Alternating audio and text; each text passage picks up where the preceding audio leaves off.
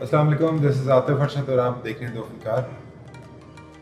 अगर गाड़ी पे कंट्रोल नहीं, एक्सीडेंट तो कंफर्म। अगर मोटर बाइक चलाते चलाते ऊँघ आ जाए और कंट्रोल नहीं, एक्सीडेंट तो कंफर्म।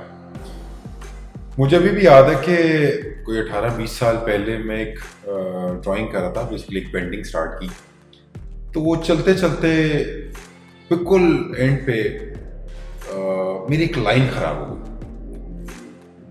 तो फिर मुझे अंदाज़ा हुआ कि मेरी लाइन पे कंट्रोल बड़ा ज़रूरी था, मैं अपनी पेंटिंग या अपनी ड्राइंग वो कंप्लीट कर पाता। तो आज हम इसी को डिस्कस करने जा रहे हैं कि आपका लाइन पे कंट्रोल कितना बना है। पिछले एपिसोड्स आप ज़रूर उसकी प्रैक्टिस करें, अगेन अगेन अगेन करें। और इस एपिसोड में भी हम यही डिस्कस करेंगे कि आपका लाइन पे कंट्रोल कितना ज़्यादा ज़रूरी है।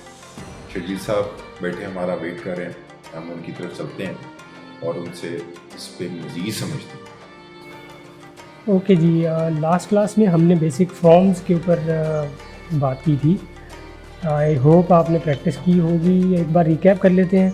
सो फार हमने जो कुछ किया है उसके अंदर हमने पहले वार्म अप एक्सरसाइजेस कुछ की थी, जिसके अंदर हमने लाइन की प्रैक्टिस की थी।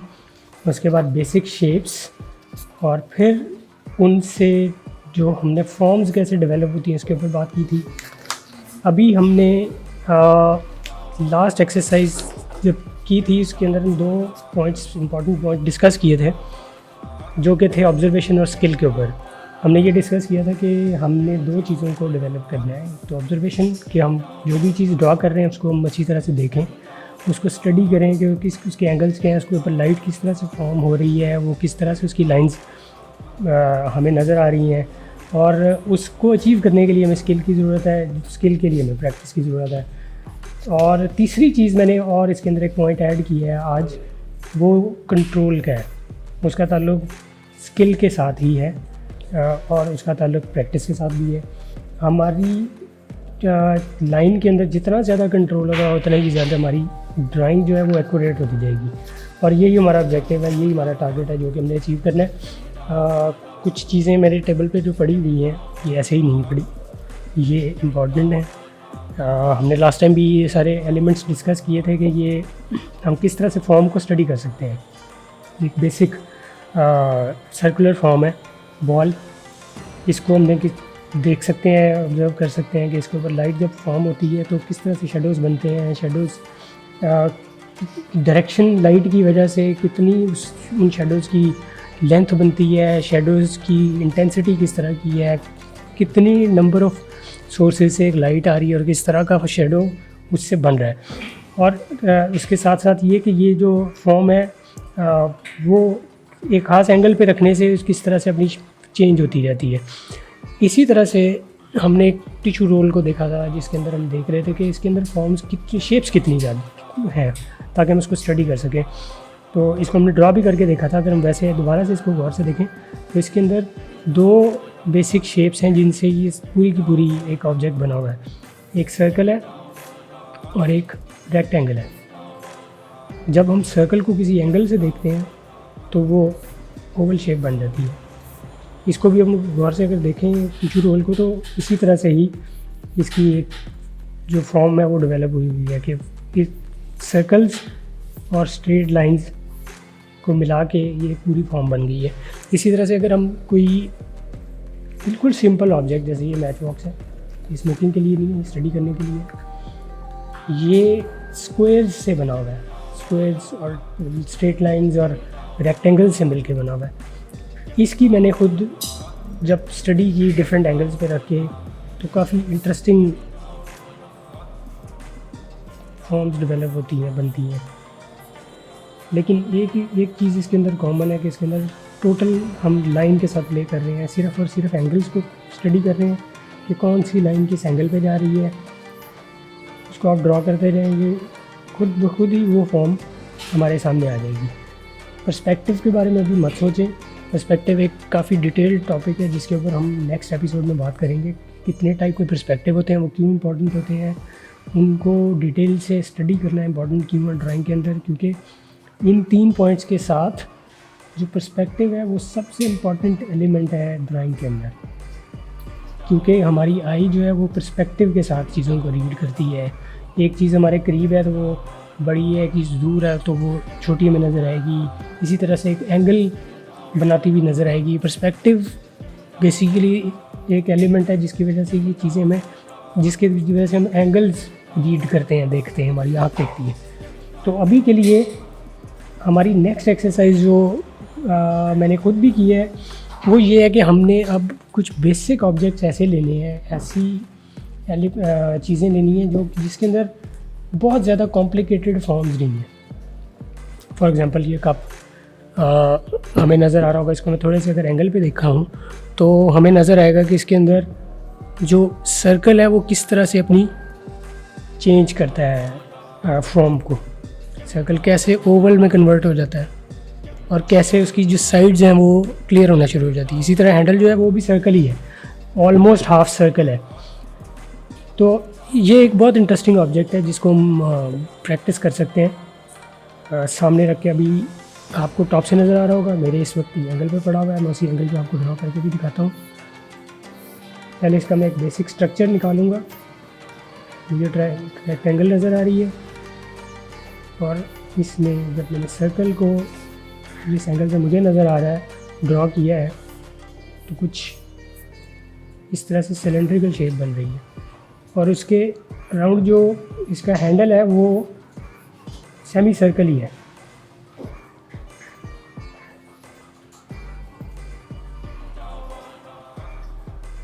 ये देखने में सिंपल लगता है, जब प्रैक्टिस करेंगे तो थोड़ा सा आपके लिए मुश्किल हो सकता है।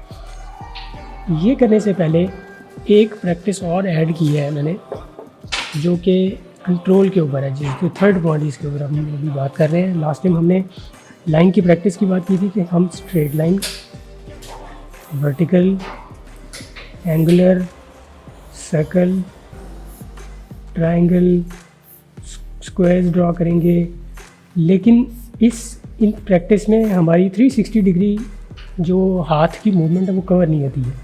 इसलिए अब हम एक और प्रैक्टिस ऐड करने लगे हैं। ये बहुत ज़रूरी है, इसको ज़्यादा से ज़्यादा करें, इससे आपका कंट्रोल और ज़्यादा बेहतर हो जाएगा लाइन ड्रॉ करने का। ये है मल्टीपल एंगल्स, मल्टीपल कर्व्स की प्रैक्टिस। फॉर एग्जांपल अगर मैं एक सर्कल लगाऊं और उसको 4 पार्ट में डिवाइड करूं तो इसके अंदर जो कर्व्स बन रहे हैं हमने इन्हीं की प्रैक्टिस करनी है। फॉर एग्जांपल ये जो ऊपर का पार्ट है सिर्फ लेफ़्ट टू राइट, इसको ड्रॉ करें ज़्यादा से ज़्यादा। इसी तरह same shape right to left, ताकि हमारा जो हाथ की मूवमेंट है वो हमारे कंट्रोल में आ जाए। इसी तरह लेफ़्ट साइड की जो शेप है, इसी तरह सेम शेप अगर राइट से हम ड्रॉ करें और इसी की मूवमेंट आप नीचे से ऊपर भी कर सकते हैं। सेम नीचे की जो शेप बन रही है और उसकी एंटी मूवमेंट है। फिर इसको थोड़ा और कॉम्प्लिकेटेड करते हैं, ओवल्स ड्रॉ करते हैं। मूवमेंट को रिवर्स भी कर दें, इससे आपके जो कंट्रोल है लाइन के ऊपर डिफरेंट एंगल पे भी कंफर्टेबल हो जाएंगे आप। ओके, इसको इन शेप्स को हम थोड़ा और कॉम्प्लिकेटेड करके भी प्रैक्टिस कर सकते हैं। फॉर एग्जांपल इन्फिनिट शेप की जो मूवमेंट है, अब मैं अभी लेफ़्ट टू राइट कर रहा हूँ, इसको हम फिर अगेन राइट टू लेफ़्ट करेंगे, क्योंकि हम बहुत सारी ड्राइंग के अंदर बहुत सारी ऐसी मूवमेंट्स है जिनसे हम खुद भी कंफर्टेबल नहीं होते। ऐसे ही जैसे हम लेफ़्ट हैंड से, अगर हम राइट हैंडेड हैं तो हम लेफ़्ट हैंड से काम करने में कंफर्टेबल नहीं होते। इसी तरह से बहुत सारी ऐसे एंगल्स, बहुत सारी ऐसी मूवमेंट है हाथ की जो कि ड्राइंग के अंदर हमने कभी एक्सप्लोर नहीं की होती, इसीलिए वो कंट्रोल जो है वो उस हिसाब से कम होता है। तो ये सारी मूवमेंट जो बहुत ज़रूरी है वार्म अप के साथ। अब आज इसके साथ हमें ये भी ऐड कर देनी चाहिए ताकि और ज़्यादा कंट्रोल है। इसके साथ हम ये करेंगे कि जो बेसिक शेप्स हैं उसके अंदर सेम सिमिलर शेप्स थोड़े थोड़े डिस्टेंस के बाद ड्रॉ करेंगे, उससे हमारा कंट्रोल और ज़्यादा डेवलप होता है। क्योंकि हमने ये भी ट्राई करनी है कि जो पहले लाइन हमने ड्रॉ की उसके साथ लाइन टच ना हो, लाइन स्ट्रेट हो, डिस्टेंस सेम हो। इस चीज़ को अचीव करने के लिए कंट्रोल की ज़रूरत है। इसी तरह से सर्कल के साथ हम यही चीज़ कर सकते हैं। सर्कल थोड़ी सी कॉम्प्लिकेटेड शेप है, जब हम उसके अंदर ये एक्सरसाइज करते हैं तो बहुत डिफ़िकल्ट लगती है, लेकिन प्रैक्टिस के लिए बहुत अच्छी एक्सरसाइज है। कोई भी हम शेप डेवलप कर सकते हैं। ट्रायंगल के अंदर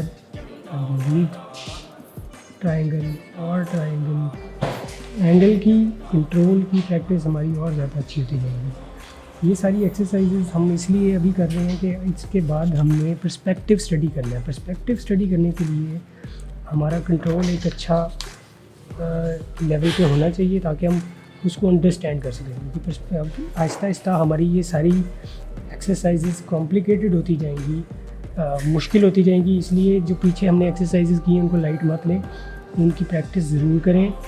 वार्म अप की जो एक्सरसाइजेज थी, लाइंस की, बेसिक शेप्स की, शेप से फॉर्म्स की, मूवमेंट की, डिफरेंट शेप्स में, डिफरेंट फॉर्म्स में, ये एक्सरसाइजेज जो आज हमने की ये सब करनी ज़रूरी है, ताकि हम नेक्स्ट एपिसोड में पर्सपेक्टिव को अच्छी तरह से स्टडी कर सकें, समझ सकें। अभी के लिए इतना ही, नेक्स्ट एपिसोड में दोबारा मिलते हैं। खुदा हाफ़िज़।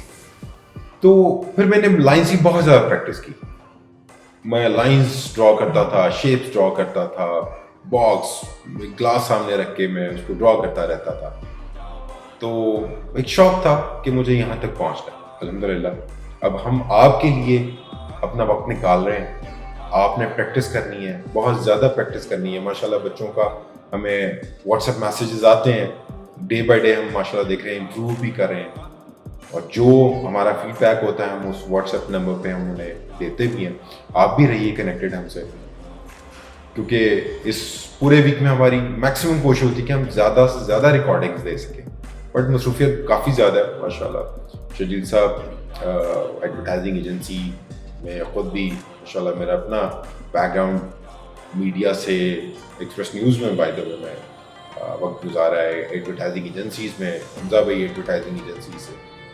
सो अब हम दो फनकार के प्लेटफॉर्म पे इकट्ठे हैं क्या, जितना ज़्यादा हो सकता है हम बच्चों को गाइड करें, बताएं, स्टूडेंट्स को बताएं जो हमसे पूछना चाहते हैं।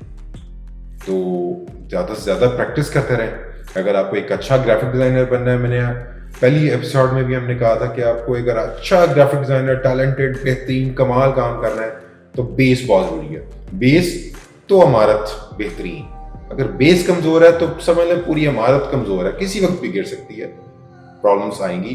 तो कनेक्टेड रहिए।